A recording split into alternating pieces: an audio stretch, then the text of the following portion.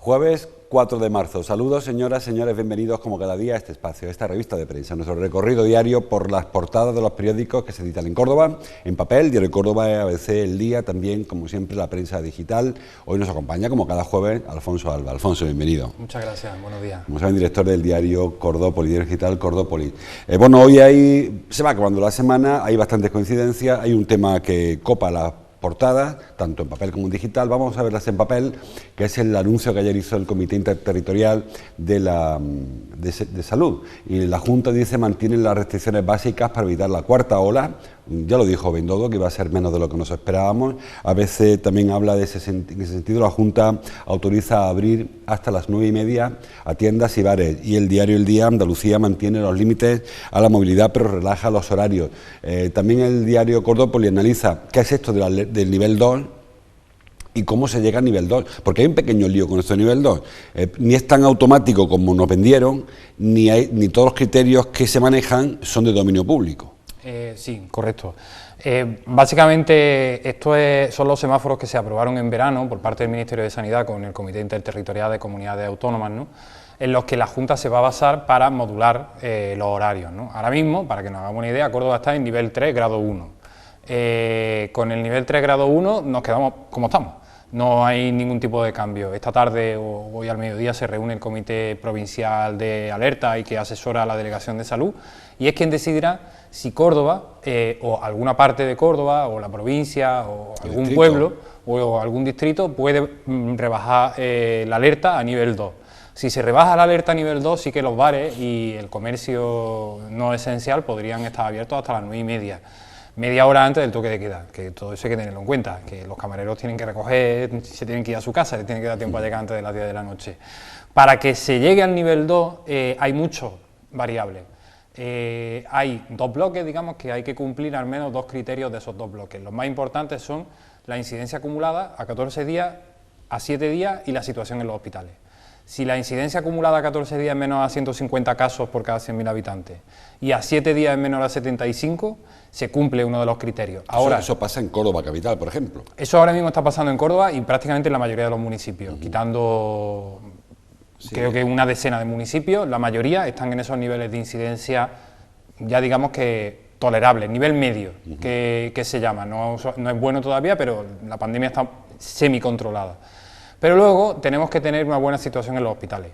Por ejemplo, no puede haber más de un 10% de ocupación hospitalaria de ingresos con pacientes UCI, con pacientes convencionales de COVID, perdón, y ahora mismo creo que hay unos 140. Estamos ahí, en el límite, pero el gran problema lo tenemos en la UCI, que tienen que estar por debajo del 10% de ocupación los pacientes COVID. Y en la UCI ahora mismo en Córdoba estamos por encima del 20%. Pero eso, claro, hablamos de Córdoba provincia, porque tampoco nos cuentan exactamente si es Córdoba capital, a qué corresponde. Luego hay otro indicador que es la trazabilidad, que con cumplir la trazabilidad también nos salvaríamos pero tampoco está claro que la trazabilidad supone que es el rastreo de los casos. Es decir, que al final todo queda a discreción del comité de expertos, el Comité Provincial de Alerta de Alto Impacto, que se reúne hoy. No sabemos tampoco la hora, no nos lo han contado, supongo que será al mediodía, como suele ser habitual, o a primera hora de la tarde. Sí. Y decidirán si cumplimos los criterios estos matemáticos, aritméticos que decías tú, el de las tasas, y si alguno de los otros, con tener uno, sería suficiente, pasaríamos a nivel 2. Sí, también es cierto, y luego está también la positividad. La positividad tiene que ser inferior al 10% de los pacientes sospechosos de COVID, tienen que dar positivo, menos del 10%. Es verdad que son como varios criterios, ¿no? Sinceramente no sabemos qué va a pasar con Córdoba a esta altura. Hoy es jueves y se supone que mañana viernes ya los dueños de bares y de comercios tendrían más o menos que saber qué es lo que van a poder hacer, ¿no? Hasta cuándo van a poder abrir. Yo creo que sí, que podríamos pasar de fase, pero tampoco lo tengo claro hasta que la Junta no nos lo comunique, que la forma de comunicarlo suele ser una nota de prensa que nos manda a todos los medios a la hora de comer aproximadamente o a la hora de la siesta. Así que nada, habrá que estar pendiente un poco de esos criterios, porque es verdad que podemos hacer muchas elucubraciones, podemos conseguir los datos del parte que llegará al mediodía también, pero no sabemos exactamente, como tú dices, cómo está la UCI en el Distrito Sanitario Córdoba, cómo está la UCI en el Distrito Sanitario Norte o cómo está la UCI en el Hospital de Cabra y el de Montilla. Es que no lo sabemos. Esos datos... Además hay otra variable. El Hospital Reina Sofía atiende UCI de mucha parte de la provincia. Es decir, eso va a afectar a una persona, no sé, que esté en Zuero. Se supone que se ha afectado para el hospital de Cabra. Es decir, que no sé hasta qué punto eso incide en que abras más o menos un bar en un sitio u en otro, dependiendo de que la UCI de Cabra esté mejor o peor. Digo que el criterio es un poco de discreción de... Sí, el criterio desde luego es a discreción. A ver, yo creo que se puede controlar como se ha controlado hasta ahora el tema de los cierres perimetrales por distintos municipios y la clausura de los bares donde se superaba la incidencia. Sobre todo porque, como la provincia entera ya digamos está abierta para que nos movamos dentro de la propia provincia sin ningún problema, lo único sería pues que pueblo a pueblo cada ayuntamiento sabe exactamente si puede o no puede abrir el bar hasta la hora X o hasta la hora X más 2:30, ¿no? Que es lo que parece que va a ocurrir ahora. Por tanto, creo que no tiene que haber ningún problema a la hora de regular eso. Pero sí, son unos criterios objetivos, guión subjetivo, claro, que para eso se reúnen los expertos y son ellos los que van a tener la respuesta. Es decir, en Lucena, por ejemplo, hay 0 UCI, porque no hay hospital que tenga UCI, y en Cabra, que está al lado, hay mucha UCI, con lo cual sería injusto que cerraran Cabra y dejaran abierto Lucena. Por eso digo que el criterio siempre... Y luego hay un factor que yo creo que va a influir, y es que al no permitirse el movimiento interprovincial, Córdoba está en una situación bastante homogénea. Es verdad que el sur está mejor que el norte, pero las cifras en general son buenas. Es decir, que bueno, ya que estamos todos iguales, es difícil que una población contamine excesivamente a la siguiente. Por eso creo yo que el criterio va a ser más homogéneo quizás. Sí, yo también estoy de acuerdo contigo. Es verdad que el distrito de Guadalquivir creo que era el que tenía un nivel de incidencia muy bajo, por debajo de 50 claro, ya. Está ya casi la nueva normalidad, esta famosa. La nueva normalidad creo que es por debajo de 25. 25, sí. Que eso lo conseguimos en verano, que la gente se le ha olvidado que en verano estuvimos muy bien. Sí. Lo que pasa es que luego ya lo empeoramos, bueno, se empeoró todo en el mundo entero, ¿no? Pero lo empeoramos bastante. Creo que ahí estaban en una incidencia acumulada de 47 casos, estaban teniendo muy pocos fallecidos y por supuesto muy pocos contagios. Y donde estaba empezando ahora a preocupar la situación era un poquito en el norte y también un poquito en el sur. Nosotros hoy, por ejemplo, contamos que hay 6 pueblos que han empeorado su situación en las últimas 2 semanas. Son Baena y Priego, como los pueblos más importantes, son pueblos muy habitados. Baena son casi 20.000 habitantes y Priego están por encima de los 20.000 habitantes, o sea que es para tomárselo en serio. Y luego el caso del Viso, por ejemplo, donde tienen una incidencia de casi 800 casos. Verdad que el Viso es una población pequeña, que con que tengas 10-15 contagios, un pequeño brote, claro, ya se dispara la tasa, ¿no? Pero el caso de Baena y Priego sí que empieza a preocupar. Y luego hay un par de municipios también que tienen la situación igualada, ¿no? Más allá de eso hay 31, por dar la parte buena, que están libres de COVID desde hace 2 semanas. O más. O más. Porque algunos llevan bastante más de 2 semanas. Este plano que publica hoy Cordópolis es el semáforo, según lo oscuro que sea el municipio, es su situación epidemiológica. Hay algunos, ven arriba, algunos puntos muy, muy oscuros, y lo que se refería a el Baena, que lo está tapando el cuadro, que son los municipios, y el sur y Priego, que son los más preocupantes. O del norte, como decía Alfonso, el caso del Viso, creo que hay 14 o 15 episodios de transmisiones que disparan las tasas, pero no son especialmente preocupantes.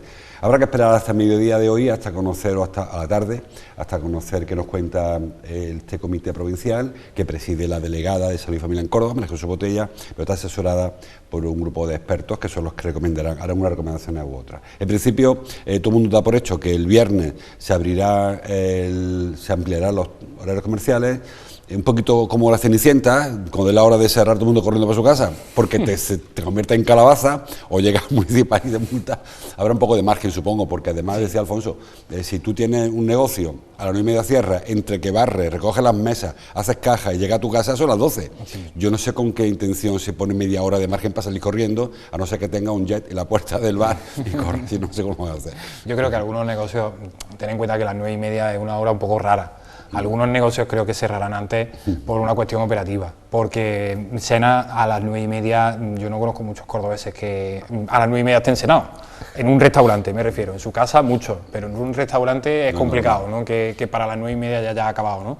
O sea, vas a tener que comer un poco a tragar nuevo, que dicen en mi pueblo, ¿no? O sea, creo que hay determinados sitios que sí que serán un poco más sensatos. Entiendo que para los bares de copas, que es más cerveza y demás, pues sí que vendrá bien, y los comercios cerrarán a las 8, que es la hora 8 y media, que es la hora a la que vienen cerrando, y será pues más o menos algo sensato.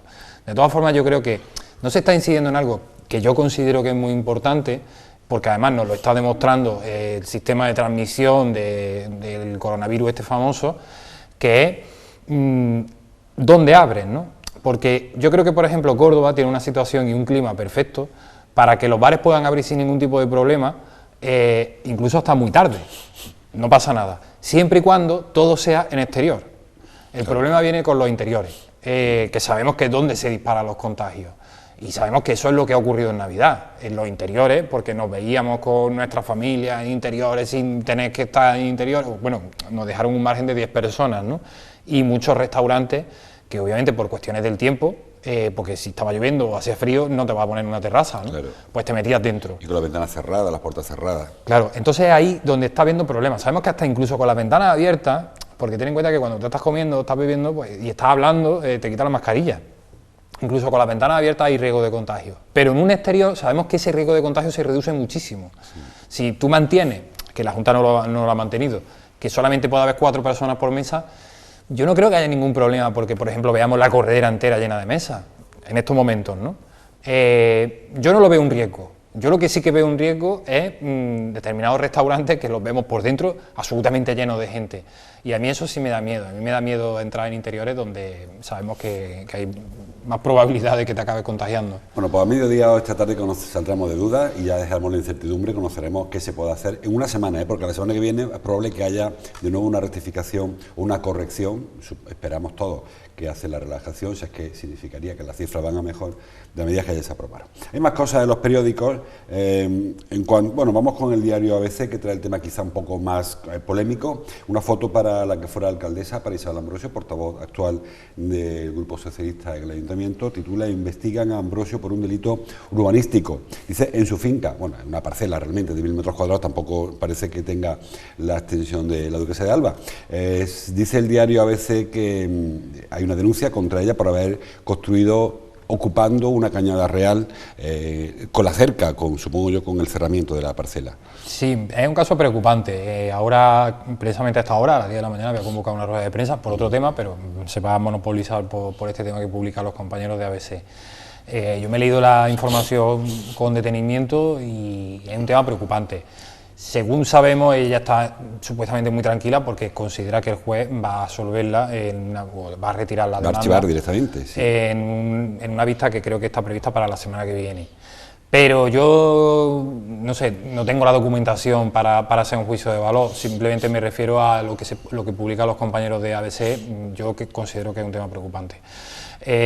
Los que somos de pueblo, yo es verdad que reitero mucho el tema sí que sabemos exactamente el problema que hay con las cañadas, con las veredas y con determinados caminos rurales, ¿no? Históricos sobre todo. La Cañada Real Soriana, por ejemplo, es muy importante y es un dominio público. Tanto que hablamos del tema de los bienes inmatriculados por la Iglesia, todas las cañadas son bienes de dominio público, de los que el Estado no tiene el registro de propiedad ni tiene sus papeles, pero son públicos y todos lo sabemos. Normalmente, como las cañadas ya no tienen el uso que tenían hace un siglo, y mucho menos el uso que con el pastoreo este famoso de la transhumancia, se han ido reduciendo. Estrechando. Visualmente. Estrechando te refieres. Pero la propiedad sigue siendo la misma. O sea, es probable que la Cañada Real Soriana sea un caminito, una senda muy estrechita, cuando tiene que tener un ancho, creo que son de 40 metros, el ancho que tiene en toda su extensión. Y así está fijado por el famoso de la Mesta 40 metros es el Ronda de los Tejares, o sea que es un pedazo de camino. Aproximadamente, yo creo que incluso más. Yo he visto cañadas deslindadas totalmente y son muy anchas, que yo creo que cabe casi un avión, podría ser una pista de aterrizaje. Es verdad que por desconocimiento a veces, o incluso por dejadez, o en algunos casos, pues porque saben que eso existe y que como no es de nadie, pues yo lo hago, vemos como, especialmente en el laboreo, hay agricultores que van comiéndole terreno a la cañada. Invadiendo el camino, claro. Van invadiendo.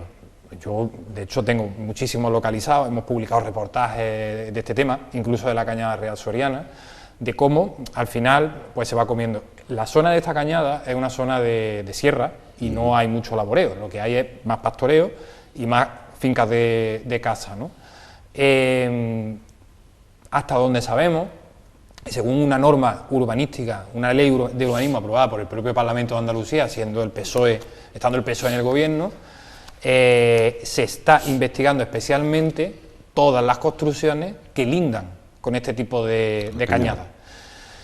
Y el gran problema es cuando tú construyes un cerramiento. Lo hemos visto con la plataforma de Salambrar, por ejemplo, que no para de denunciar cuando se cierran caminos públicos. Sí. O sea, es un delito muy importante. Aquí en Córdoba, por ejemplo, durante el mandato de Ambrosio como alcaldesa, hubo un problema muy importante con los maristas, porque deslindaron un camino público en el Castillo del Maimón, creo que fue. Sí. Y al final hubo un funcionario de la Gerencia de Urbanismo que llevó el caso a los tribunales y acabó ganando el ayuntamiento, y ese camino ha tenido que volver a ser deslindado, como acabará ocurriendo con todas las cañadas. Yo en este caso, que ya te digo, yo ni he hablado con ella ni conozco más del tema, las soluciones son siempre, oye, que he hecho esto, yo no sabía que se podía hacer, lo demuelo directamente y te quitas de problemas y pagas la correspondiente sanción por haber actuado sin permiso.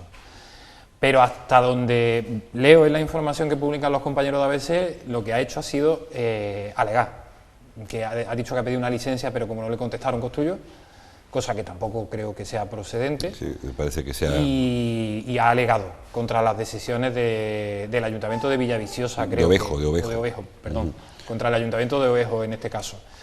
Por tanto, yo veo que es un tema un poco complicado y no le auguro un buen futuro próximo a Isabel Ambrosio por todo lo que estamos viendo en todos sitios, ¿no? Creo que el foco se va a centrar mucho sobre ella, como entre comillas tiene que ser, es una representante pública y tiene que dar todas las explicaciones con toda la transparencia del mundo, y ya hemos visto lo que ha acabado ocurriendo con Eva Timoteo, ¿no? que durante 2 semanas ha intentado agarrarse de alguna manera, el equipo de gobierno incluso salvarla, y al final ha acabado cayendo. No sé, también aquí hay que hacer una lectura en clave política, en clave de partido. Ambrosio, digamos que no está muy bien vista por la dirección de la Avenida del Aeropuerto, del PSOE en la Avenida del Aeropuerto. No sé hasta qué punto sus propios compañeros de partido pueden acabar abriéndole un expediente, pidiendo que dé un paso atrás o cerrando filas en torno a ella. O sea, se abre un escenario donde el foco va a estar muy centrado en ella durante las próximas semanas. Según publica Rafa Ruiz y Pilar García Vaquero y Piluca, que son quienes firman este artículo, Isabel Ambrosio ha alegado 2 cosas. La primera, que no ha construido, sino que ha hecho un zuncho, una zanja. Bueno, tendrá que ver un perito si es verdad que ha hecho un zuncho o era un cimiento para un cerramiento, y también alega que el camino de carne, que según parece ha invadido, se ve estrechado ya en una nueva definición del camino, habían acortado, lo habían estrechado, en cualquier cosa. En cualquier caso, ya asegura estar tranquila, según publica el periódico, y que le van a archivar el caso. Y en cuanto a la dimisión, yo hablo ahora de memoria, pero el estatuto del PSOE, si mal no recuerdo, te obliga a dimitir cuando se inicia un juicio oral, no antes, y cuando se es imputado se abre expediente, con suspensión o no de militancia según la gravedad del supuesto. Depende un poco de qué ocurra, como decía Alfonso, en la Avenida del Aeropuerto, que recordemos, en el PSOE hay familias, como en todos los partidos. La Avenida del Aeropuerto es bastante susanista todavía, hasta que no haya, o a pesar de que haya renovación, son más cercanos a Susana Díaz, que no es precisamente de la familia de Isabel Ambrosio, familia política me refiero, con lo cual ahí sí que se abre una brecha en cuanto a apoyos o no apoyos. Tampoco Isabel Ambrosio es muy sanchista, ¿no?, de Pedro Sánchez, tampoco en una situación intermedia, sin mucho padrino político, que es lo que lo peor que te puede pasar en este tipo de circunstancias. Sí, pero ahora forma parte, entre comillas, de una candidatura alternativa, Antonio Ruiz, que va a liderar Rafi Crespín, que sí que es sanchista. Que sí que, bueno, supuestamente sanchista, era susanista, pero ahora es sanchista, ¿no? Entonces, claro, dentro del PSOE se interpreta que Ambrosio, que ha apoyado a Crespín, está en contra del actual secretario provincial del PSOE. Por tanto, aquí es verdad que se abre un melón un poco complicado de familias socialistas. Bien es cierto lo que tú dices de los estatutos del PSOE y de lo que se refieren a cómo hay que actuar en este tipo de casos. Y bueno, es verdad que yo creo que la solución la vamos a ver pronto, porque parece ser que es la semana que viene cuando tiene una cita con el juez, y ahí el juez decidirá si la envía a juicio oral o directamente archiva el caso. Yo no lo sé, yo también te hablo de memoria un poco de temas que hemos ido publicando de otro tipo de personas que no tienen nada que ver con la política, que han actuado de una manera supuesta. La ley de urbanismo de Andalucía, la reforma de la ley de urbanismo, y le afecta porque esta obra es de enero del año 2020, se endureció muchísimo con el PSOE en el gobierno de la Junta precisamente. Por tanto, cosas que antes se hacían y que eran tan normales y que no pasaba nada, ahora ya no se pueden hacer. De hecho, no es que no se puedan hacer, es que están perseguidas penalmente. Por eso digo que el escenario que se abre es preocupante desde mi punto de vista. Bueno, pues veremos en qué termina este asunto. La parcela, la finca, como se llama a veces, es una finca familiar, no lo compraron ellos. Están, tanto ella como el marido están denunciados, lógicamente, porque es una copropiedad, pero es una finca familiar y de lo que viene de los años 80, que ellos estaban intentando recuperar y han hecho esa obra que ella asegura que es solamente para un tema de acometida donde quiere agrupar los conductos que entran y salen de la parcelación, intentando, pues eso, conectarse con un tipo de colector, lo que fuera. A ver cómo luego lo explica, cómo lo estará explicando hasta ahora, que es cuando está dando explicaciones de este tema. Hay más asuntos, tampoco quiero pararnos todo aquí. Publica hoy Cordópolis un asunto muy interesante, a mi entender, sobre el futuro del aeropuerto. Dice Cordópolis que este verano va a haber un avión piloto, titulas tú, el avión laboratorio, que va a ver si se puede o no aterrizar, porque en definitiva tenemos un aeropuerto totalmente infrautilizado, una inversión infrautilizada, que fue un despilfarro, que ya la Unión Europea nos tiró de la oreja porque fue una barbaridad, y seguimos viendo a ver cómo se puede aterrizar, no ya si quiere aterrizar a alguien, sino si puede siquiera. Es que bueno, el caso del aeropuerto es cómo hacer una infraestructura mal, ¿no? Esto debería estar en los manuales de cómo no hacer una obra de un aeropuerto o de una ampliación de un aeropuerto en el mundo. Y tendrían que titularlo Aeropuerto de Córdoba, caso X. Cuando se amplió la pista, pero no, digamos que no se siguieron haciendo determinadas actuaciones como una cosa fundamental para que vengan vuelos comerciales, que es la carta de aproximación aérea. La carta de aproximación aérea, para que no entienda todo el mundo, es las autovías que hay en el cielo, ¿vale? Por la que tienen que pasar obligatoriamente los aviones y que no haya ningún tipo de problema. Esas cartas de aproximación son muy complejas y muy laboriosas. Desde que se amplía la pista del aeropuerto hasta el día de hoy, ha cambiado la normativa aérea varias veces también, y la carta de navegación aérea que había en el aeropuerto se ha quedado más que obsoleta. Entonces se está actualizando, y como se está actualizando, se tarda mucho en todo este proceso. Entre medias, además, nos ha pillado una pandemia, se han paralizado todos los vuelos, etcétera, se han paralizado todos los trabajos, etcétera, etcétera. Ya por fin, en el mes de octubre, se acabaron los trabajos sobre el papel, los trabajos en tierra de la carta de navegación aérea. Teóricamente, los aviones ya pueden... saben por dónde venir. Saben por dónde venir. Que de hecho hay dos problemas para aterrizar en el aeropuerto de Córdoba. Uno es la proximidad de la sierra, la carta de navegación aérea señala la orografía compleja que tiene la Sierra de Córdoba para que haya aviones que no pasen por determinados sitios, si no se acaban estrellando en torres árboles o en algunos de estos lugares. Y luego otro que es muy importante es que en la aproximación al aeropuerto hay que sobrevolar una base militar, como es Cerro Muriano, con las correspondientes maniobras. Hay que sobrevolar para que no haya maniobra a la vez y no pueda haber un tanque que le pegue un tiro a un avión. Y además se pasa por zonas muy habitadas, como es especialmente la zona del Brillante, elevada y muy habitada. Bueno, ya sobre el papel está todo claro, pero ahora tiene que haber un avión laboratorio que certifique que todo el trabajo que se ha hecho en plano de todos los ingenieros es correcto. Y para eso hay que hacer muchísimas pruebas, pero muchísimas. Entonces, Enaire, que es la empresa que se encarga la empresa estatal del Ministerio de Transporte que se encarga de este tipo de asuntos, va a poner a volar el avión laboratorio durante este verano. Lo veremos. De hecho, será muy significativo porque hay una cosa que la gente tiene que tener en cuenta. Cuando el aeropuerto esté operativo, Córdoba es una ciudad muy silenciosa, bastante más silenciosa de lo que pensamos. Cuando el aeropuerto esté operativo, vamos a ver volar aviones muy bajos. Vamos a oír. Eso, vamos a oír y los vamos a ver también, porque van a pasar muy cerca. Y este verano, por ejemplo, vamos a tener la prueba con ese avión laboratorio. En la aproximación porque el aeropuerto está donde está, es que está a 3 kilómetros del centro de la ciudad. En la aproximación los aviones van a volar muy bajo, van a volar pues a 300 metros, 200 metros de altura, o sea, es un ruido de motor que vamos a escuchar bastante bien en nuestras siestas y toda la porque historia. claro, aterrizar del sur al norte, o sea, por encima del río, está descartado. También se puede, de hecho depende de los vientos. Lo que pasa es que como los vientos dominantes en Córdoba son los que vienen de poniente, cuando cambia el viento, cambia, digamos, el lugar de aterrizaje y de despegue. Pero lo normal es que tanto se despegue como se aterrice por la cabecera norte, y eso significa que los aviones entrarán desde la sierra. Se puede desde el río, pero depende de los vientos, y de hecho la carta de navegación aérea prevé todo este tipo de cosas, incluso prevé una aproximación por lo que es la vega del Guadalquivir, desde Palma del Río y desde, digamos, Villafranca y todo eso. Lo que pasa es que ahí sí que los vientos ya no son muy dominantes y eso ocurrirá muy pocas horas a lo largo de un año. Tenemos 2 minutos solo, así que muy rápidamente, foto en el diario El Día, que no hemos visto todavía la portada, de foto de Juan Ayala para hallar un proyecto piloto que se presentó, el de Navilens, que es una experiencia que pretende mejorar la accesibilidad para personas, en este caso discapacitados visuales, para invidentes. Bueno, es con un código que se lleva en el móvil y sirve para saber en qué parada de autobús estamos, cuando llega el autobús, etcétera, etcétera. Me parece muy interesante, lo presentó hace unos meses ya Bernardo Jordán, una semana, y ayer se llevó esta experiencia piloto. Córdoba puede ser pionera en este sentido, porque no hay muchas ciudades que tengan este asunto en el mundo. Creo que hay un par de ellas, en Nueva York, París, alguna otra ciudad más. Sí, es verdad que estas son las verdaderas políticas de igualdad, ¿no? Que nos acercan a todos los ciudadanos y que todos los ciudadanos, sean como sean, pueden acceder a todo tipo de servicios en igualdad de condiciones.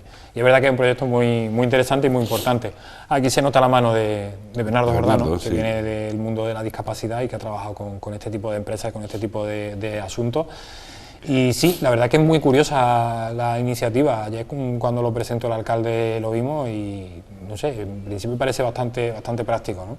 Veremos cómo va desarrollándose, porque una experiencia piloto todavía, la línea 2 solo, pero se irá ampliando. Y para terminar, un asunto también en el diario El Día, muy interesante, a mi entender, titula una decena de municipios de Los Pedroches impulsan una policía local comarcal. Ya se ha dado también en la campiña, ha habido unos municipios que ante la escasez de agentes, que se ha visto sobre todo durante la pandemia. A mí me han llegado a comentar que los chavales de los pueblos dicen, oye, que no sé, en la Rambla no hay policía local por las tardes, vamos toda la Rambla, porque es verdad que hay carencia, porque los municipios pequeños pueden tener turnos como la capital, mañana, tarde, noche, fin de semana, y la policía local comarcal, que no es legal, entiéndame, no está recogida como tal, pero sí que parece que poco a poco se puede ir implantando. Sí, bueno, este tipo de agrupaciones la verdad que son muy interesantes. Vemos los parques de bomberos son comarcales. En Montilla, cuando hay un incendio en Feranuñez, vienen los bomberos de Montilla y actúan rápidamente, se reparten un poco, ¿no? El tema de la policía local, que siempre es de proximidad, es muy importante, que los policías no sean del pueblo o que no los conozca mucho la gente, porque ya sabemos lo que acaba pasando con estas cosas, que al final todo el mundo se conoce. Pero también a la hora de reforzar plantillas, ¿no? de completar turnos, lo que tú has comentado. Oye, que es que en la Rambla pues por la tarde no hay turno, pues mira, van los sobrantes del turno de Feranuñez, más uno de Montalbán que quiere hacer una hora extra y se complementa de esa manera. Desde ese punto de vista es muy interesante, ¿no? Que nadie piense que es que ahora mismo es un cuartel en Montilla, un cuartel en Pozo Blanco, como ocurre con la Guardia Civil, porque la Guardia Civil sí que ha ido saliendo de los pueblos, ya los cuarteles estos famosos, ya no, en la casa cuartel lo único que puede ir a poner denuncias cuando en horario muy reducido, ¿no? Oficina, casi. De oficina, allí ya ni vive en guardias civiles ni nada de eso, ¿no? Pero es verdad que la Guardia Civil se mueve bastante también por los municipios de esa manera y se distribuyen las tareas y los turnos. No va a ocurrir lo mismo con la policía local, pero sí que se van a ayudar entre ellos. En el caso de Córdoba Capital incluso, en Córdoba Capital para completar determinados turnos ha habido que tirar de policías locales de la provincia, a los que se les han pagado unas horas extras para que vinieran a echar una mano en Córdoba Capital, para regular el tráfico, para vigilar determinadas cosas principalmente. Por acabar con este tema, hay un problema en cuanto a la dispersión, sobre todo en los municipios en el norte del caso de Los Pedroches.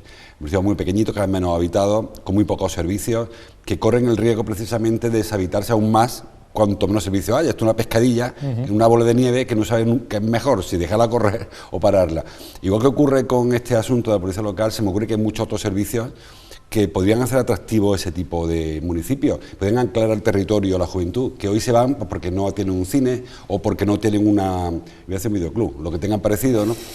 Porque no lo hay ya en los municipios, eso porque no merece la pena, no es un negocio. Y a lo mejor con este tipo de movimientos itinerantes, si me apura, sí que serviría para recuperar vida en los municipios. Sí, es hacer comarca. El proyecto de las comarcas se intentó desarrollar a finales de los años 90, no sé si recuerda una famosa ley de mancomunidades, de hecho se crearon algunas se desarrollaron mucho, como el caso de los Pedroches. Pero son de servicio, no son mancomunidades de municipios. Pero sí, es verdad, son mancomunidades de servicios, pero por ejemplo, no sé, piscinas cubiertas, todos los pueblos no pueden tener una piscina cubierta, pero si tú articulas un sistema en el que puedan transportar a la gente rápidamente de un municipio a otro para usar ese servicio, pues mira... Pues, comarcal, claro, al final está ofreciendo un servicio comarcal. Que hay mucho por trabajar en esa zona y no tiene por qué estar todo en la cabeza de comarca. Te hablo del caso de la Campiña, que lo conozco muy bien. La oficina comarcal agraria está en Montilla. ¿Por qué? También es verdad porque está en medio, ¿no? Pero podría estar en la Rambla. O sea, que puedes repartir un poco servicio claro, por cada municipio para evitar que se te vayan deshabitando. Oye, pues si el Viso tiene una piscina cubierta estupenda, ¿por qué van a ir la gente a Pozo Blanco? Pues que vayan al Viso, ¿no? O sea, claro, eso es un poco a lo que me refiero, descentralizar esa gestión, pero compartirla también, porque yo creo que al final son pueblos hermanos. Yo creo que ese es el futuro para conseguir que la gente se quede en su municipio. Me parece muy interesante que la gente se quede donde está a gusto, ¿eh? No es que sea obligatorio como condena a tu municipio, pero que no tengas que irte del municipio, que te vayas o te quedes porque te apetezca a tu municipio. Que tengas la opción de desarrollar tu vida donde tú quieras, y si es en tu pueblo, pues que nada te empuje a tener que salir a buscarte la vida afuera. Eso es lo que me refería. Pues hasta aquí llegamos, hay mucha más información que, como siempre, les invito a que acudan al kiosco, compren el periódico, entren en internet, se informen, porque no hemos dejado muchas cosas pendientes hoy, así que se la contamos otro día. A ti el jueves, Alfonso, muchas gracias. Muchas gracias a vosotros. Y ustedes veo el lunes, porque mañana tenemos una promoción especial por el Día de la Mujer. Vamos a retransmitir el Foro de las Mujeres Empresarias desde las 9 de la mañana, así que toda la mañana, hasta bien avanzada el mediodía, tendremos ese foro muy interesante sobre emprendimiento, sobre mujer empresaria. Les dejo como cada día con Fernando López, que estamos preparando ya el partido del fin de semana, un partido con público, después de muchísimo tiempo, mucho tiempo. El Córdoba va a poder jugársela con gente a las gradas que anime, que creo que también a los jugadores les hace falta ese aliento que llega desde la gradería. Así es, José Luis, ¿qué tal? Muy buenos días. Lo hace ante el Real Murcia, que no es un pueblo, pero es el pueblo de Córdoba, o el pueblo de España, como es Murcia. Pero bueno, partido muy importante, 800 espectadores en la grada se presupone que van a estar. Estamos ahí pendientes de si se puede ampliar a 2.500, hay ya colas en el Estadio del Arcángel para recoger esas entradas, se prevé que hoy incluso se amplíen de esos 400 a los 800, y en clave de previa, avanzabas que mañana tenemos ese foro de empresarias, no habrá todo CCF, así que en el día de hoy también un poco en clave de previa.